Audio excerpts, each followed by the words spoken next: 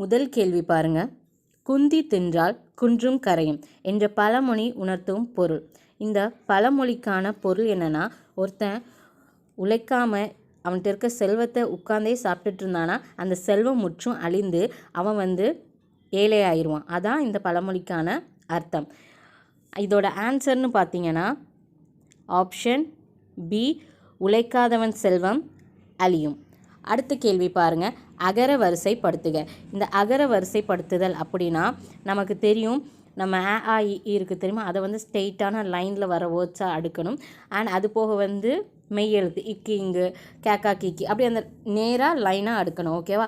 Suppose நமக்கு உயிரெழுத்தும் கொடுத்து மெய்யெழுத்தும் கொடுத்துருந்தாங்கன்னா முதல்ல உயிரெழுத்தை அடுக்கிட்டு அடுத்தது தான் மெய்யெழுத்தை அடுக்கணும். ஸோ அப்படி பார்க்க போனால் இங்கே என்ன வேர்ட்ஸ் எல்லாம் கொடுத்துருக்காங்கன்னா இசைக்கருவிகளின் பெயரை அகர வரிசைப்படுத்த சொல்லியிருக்காங்க. ஓகேவா?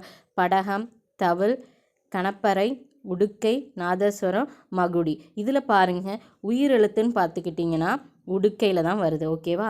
அண்ட் தென் ஸ்டார்டிங் லெட்டர் பார்க்கணும். ஓகேவா? இப்போ ஸ்டார்டிங் லெட்டர் 2 வேர்டுக்கு சேமாக இருந்தால் அதோட நெக்ஸ்ட் லெட்டர் பார்க்கணும். ஃபஸ்ட்டு உயிரெழுத்து அடுக்கணும். ஸோ உடுக்கை வரும். ஸோ ஆப்ஷனில் பாருங்கள், ஆப்ஷன் பியில் தான் உடுக்கை ஃபஸ்ட்டு வந்திருக்கு. அப்போ இதோட ஆன்சர் ஆப்ஷன் பி. ஓகேவா? உடுக்கை வந்ததுக்கப்புறம் ஏதாவது உயிரெழுத்து இருக்கான்னு பாருங்கள். இல்லை. அப்போ மெய் எழுத்து போகணும். மெய் எழுத்தில் நமக்கு தெரியும் ஸ்டார்டிங் கே, கா, கி அப்படின்னு வரும். இக்கு இங்குச்சுன்னு. அப்போ கே வரிசையில் வர்றதுன்னா இது செகண்டில் வரும். ஓகேவா? அடுத்தது தேர்டு என்ன வரும்னா தவில், ஃபோர்த்து நாதஸ்வரம், அடுத்தது படகம், மகுடி. அதனால் கொடுத்துருக்க கேள்விக்கான பதில் ஆப்ஷன் பி. தேங்க்யூ.